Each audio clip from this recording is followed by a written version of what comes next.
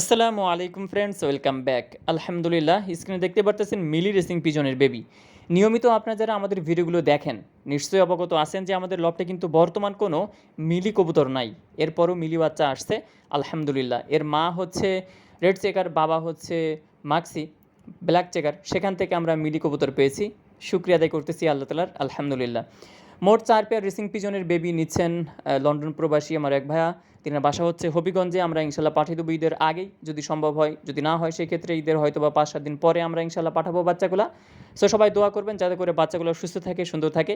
এর মধ্যে রয়েছে মিলি কবুতর, এর মধ্যে রয়েছে আপনার সবজি, রেড চেকার আছে, এর মধ্যে আছে আপনার মাক্সি। মোট 4 পেয়ার রেসিং পিজনের বেবি ইনশাল্লাহ চলে যাবে হবিগঞ্জে। সবাই দোয়া করবেন যাতে করে বাচ্চাগুলো সুস্থ থাকে, সুন্দর থাকে এবং ভাইয়ার আমানতগুলো যাতে ভাইয়ার কাছে আমরা পৌঁছাতে পারি।